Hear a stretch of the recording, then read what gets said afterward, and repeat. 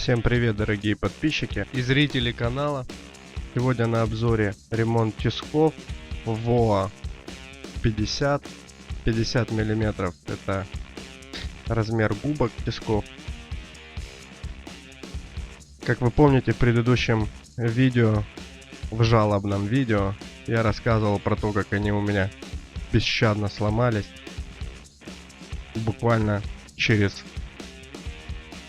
несколько раз пользования, и я не успел в двухнедельный срок осуществить законный возврат. Ну а сам магазин мне во всем отказал, сославшись на то, что за 7000 рублей они готовы провести экспертизу. Ну что же, начинаем ремонт, поехали!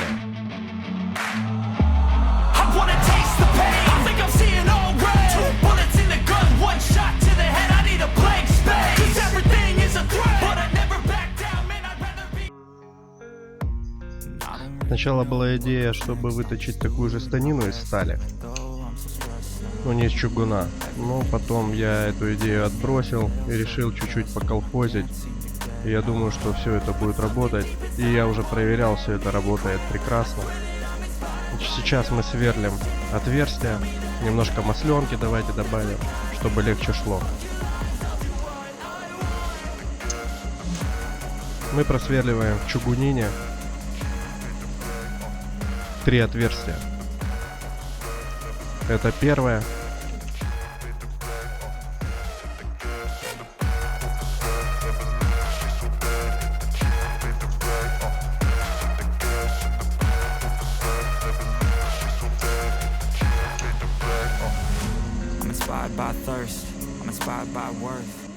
И, кстати, закрепил ответственную деталь в тисках, на который был обзор в предыдущем ролике, который я купил специально для того, чтобы отремонтировать эти тиски. Протереть от масла необходимо ответственную деталь. Также я вот таким сверлышком решил избавиться от той стружки, которая насыпалась вовнутрь. Ну, все получилось. Да, друзья, подпишитесь, поставьте мне лайк. И спасибо вам за это большое. Сверлим второе отверстие.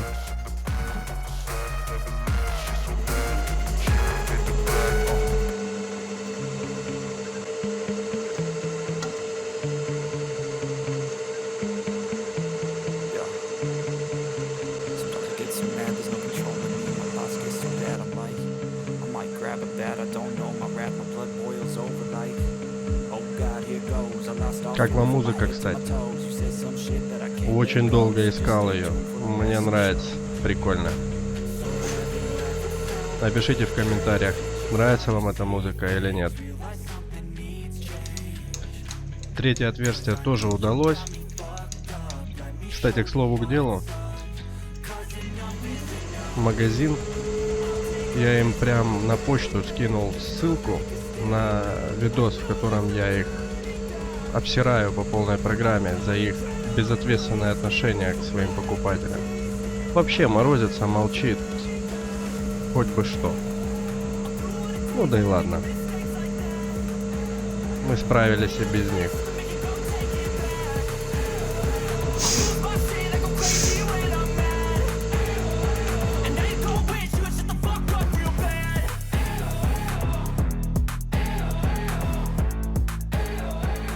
Он даже не горячий.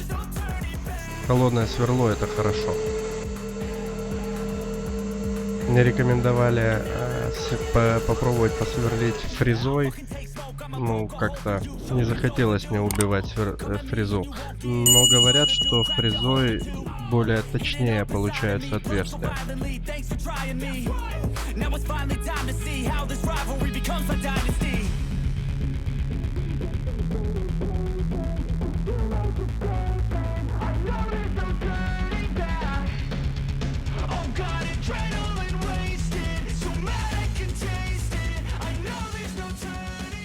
Дело в том, что я буду там нарезать впоследствии резьбу в этих отверстиях, поэтому их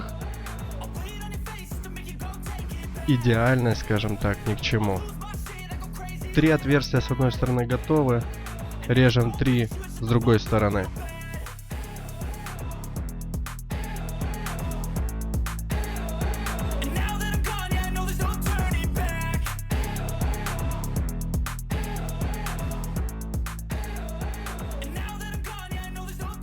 Готовые отверстия. Решил очистить остатки краски непонятной. Ну вот это говорит о качестве предлагаемого продукта. Но что там говорить, друзья? Стоимость этих глобусных тисков составляла на тот момент 7560 на момент покупки. Они у меня в поломанном виде еще пролежали там около нескольких месяцев. Сейчас я смотрю, цена особо не изменилась, там плюс-минус 100 рублей. Ну вот, пришла пора нарезать резьбу. Нарезаю мечиком М5.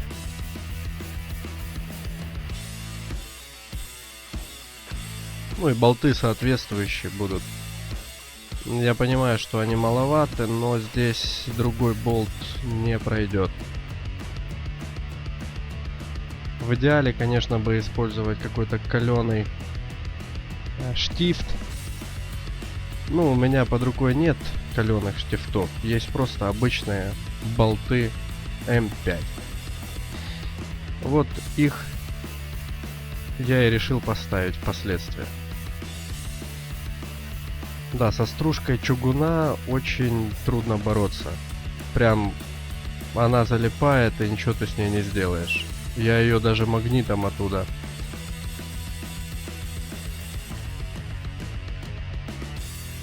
Это магнитная ручка была небольшая.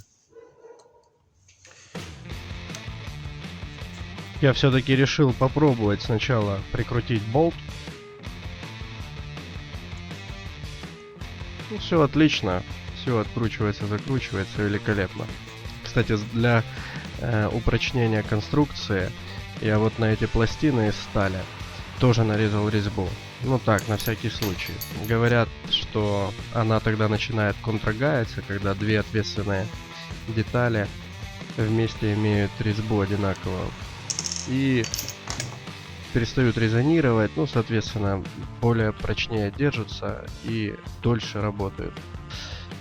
На детали, которую мы будем прикреплять назад, так сказать, тоже необходимо нарезать резьбу, естественно.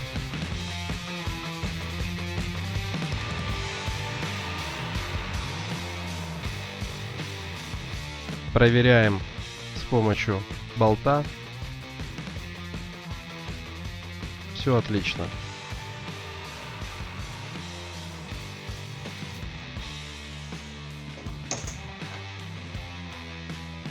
Ну и вот она, первая попытка соединить две отломавшиеся детали в одну, сделать, так сказать, цельную станину.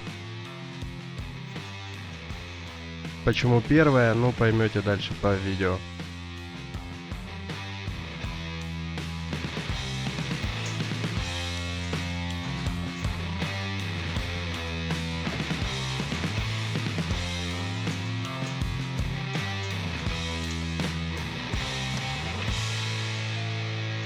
Вот как-то так это будет выглядеть. Подписывайтесь на канал, ставьте лайки. Моему каналу Гараж это очень и очень сейчас нужно. Социальная активность и подписчики мне очень сейчас важны. Друзья, это еще не конечный монтаж. Я просто пытаюсь понять, в правильном ли направлении я иду. И здесь становится ясно, что немного будут мешать болты. И что-то с ними надо будет придумать. Есть у меня что-то подобие станка, как это говорят блогеры, наждака. Откручиваем болты.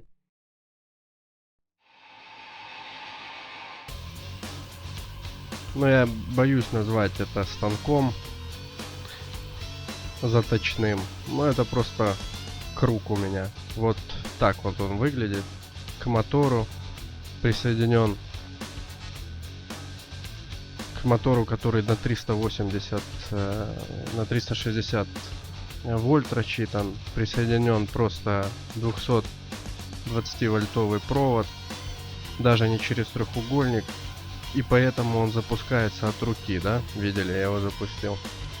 Я немножко подтачиваю шляпки по кругу для того, чтобы они не мешали движению вот этой поперечной ну, в общем, не знаю, как это в тисках называется, в общем, тому, что движется по вот этой станине, скажем так.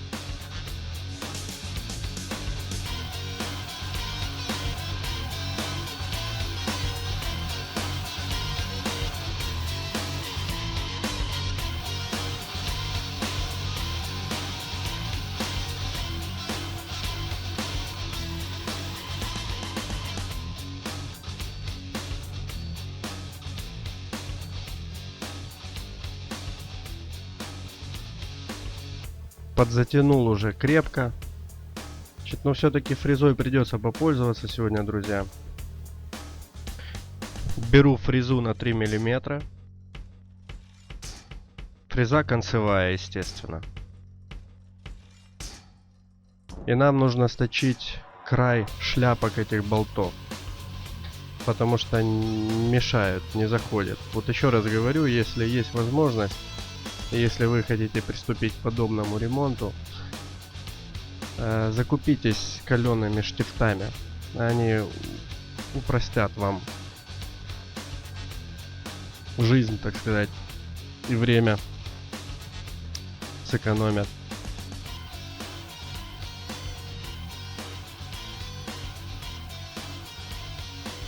Тиски вот эти, в которых зажата сейчас станина, они вообще никакие. Они постоянно вибрируют. Я вообще не понимаю, что с ними происходит. В общем, это невозможно работать вот так. То есть...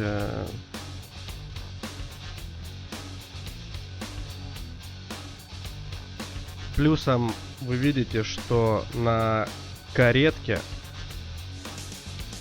они стоят наискось. И мне постоянно приходится не просто двигать там взад-вперед каретку, а именно, ну, в общем, играться лимбами, чтобы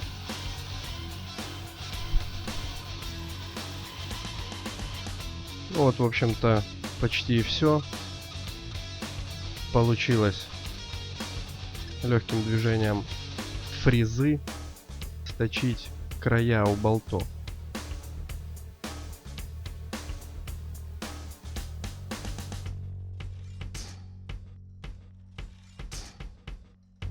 Ну вот это уже вторая попытка соединить две детали от тисков. Она удалась, поэтому кто еще не поставил лайк, ставьте лайк.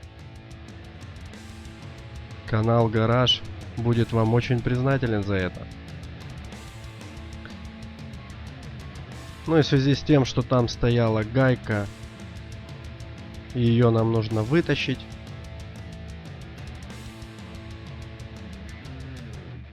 Для того, чтобы ее вставить в движущуюся по пластине часть тисков, гайка фиксируется таким маленьким болтиком, но каленым болтиком.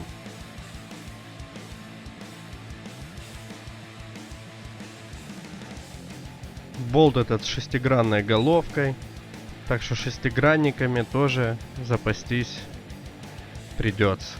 Ну, в хозяйстве они и так должны быть. Ну и сводим тиски, дабы проверить, хорошо ли они ходят. Ну, за кадром я не стал это показывать, за кадром все было в порядке, они ходят прекрасно.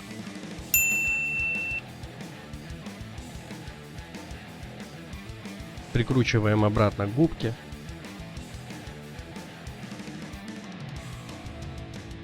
Тоже используется шестигранник. Естественно, в комплекте с песками вы всех этих инструментов не найдете. Впрочем, как и фрезерного станка, друзья. И вот так эти красавцы стали на место. Все прекрасно работает. Я проверял 1001 раз. Вот посмотрите, как у нас выглядит наша шина, которая теперь будет частью станины. На малом отломанном куске получается 2 болта.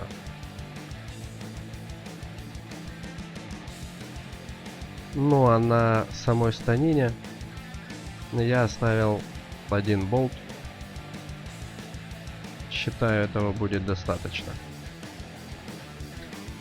Снимаем старые тиски, ну вернее они тоже новые, ну в смысле те, которые в тех которых зажимались ответственные детали этих тисков. Зажимаем, проверка.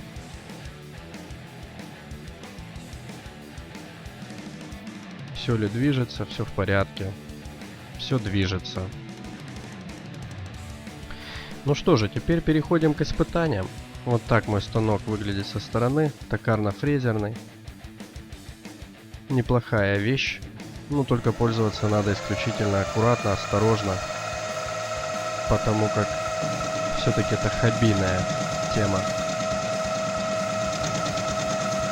И все тот же резец, который я купил на блошином рынке, который высотой 16, а для этого станка токарного нужна высота 12.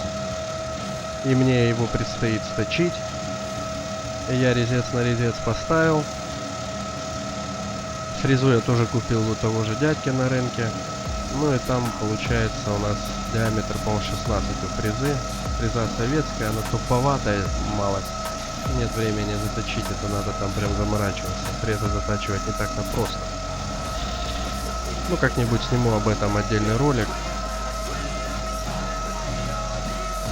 Когда обзаведусь еще и нужным оборудованием для этого. Ну, в общем-то, тиски держат. Все в порядке, несмотря на те удары от фрезы, вибрации. Спасибо вам за просмотр. Прошу, ставьте лайки. Прошу, подписывайтесь на канал Гараж. Впереди нас ждет много очень интересных видео. А если вы нажмете колокольчик, то вы будете получать уведомления. I'm inspired by thirst, I'm inspired by worth. I desire your worst, so you can just hide while I work. I ain't tired, you first. I'll write a second, third verse about the lies you go disperse. You never did shit, I know it hurts. Something deep inside won't let